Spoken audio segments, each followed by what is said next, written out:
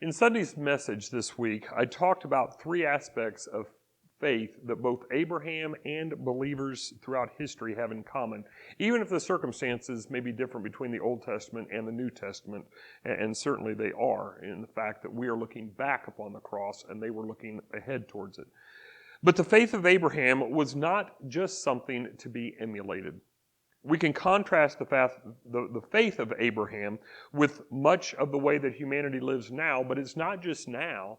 It's been through all times, and it was especially true when Paul was writing this letter. So what we're going to have for you, you're going to hear my voice, but there is now going to be a picture on the screen that I just want to talk about. It's a table that I created, and this table was found in a commentary by Craig Keener on the book of Romans. And again, I think it just so eloquently captures this idea so well, there was no reason for me to try to recreate anything. So what Keener has done is he has set the faith of Abraham against the rebels, if you will, the sinful rebellion that we saw earlier in our study of Romans, specifically towards the end of chapter 1. So on the left-hand side of this table, you see the sinful rebellion from Romans chapter 1, verses 20 through 27.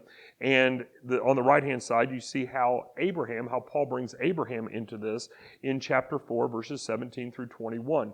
And it's just a side-by-side comparison of these five ideas. That in chapter 1, verse 20 and 25, humanity, the people who had suppressed the truth, as Paul wrote in Romans 1, they failed to recognize the Creator.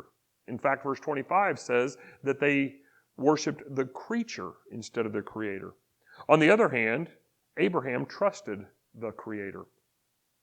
Back on the second row here, humanity ignored God's power. And the word dunamis that you see there is the Greek word for power. Now, we get the word dynamite from that word, the English word dynamite. It's not a direct parallel, but that is where the word comes from.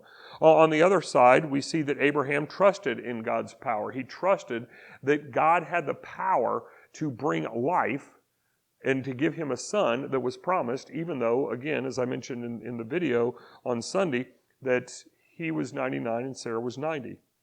Humanity did not give God glory. Abraham did give God glory. Humanity dishonored their bodies. They got caught up in perverted sensuality, whereas Abraham, even though he had a weak body, found new strength in that body given by God. And then the fifth row here, humanity used their bodies in non-productive same-sex relations. And you see the verses that correlate to all of these in this. Abraham and Sarah, however, conceived a child miraculously, though nobody could have expected it. They were fruitful and multiply, which goes back to the very first command that God gave to humanity: be fruitful and multiply. So again, this table here shows the contrast between the people in Paul's day, many of them who were rebellious and sinful in so many different ways, and you can see those outlined from chapter 1, verse 18, all the way through the end of the chapter, verse 32, compared to somebody like Abraham. Now, the Jews certainly would have looked at Abraham as their model, but what Paul also says in Romans 1 is you're not completely innocent of these things either.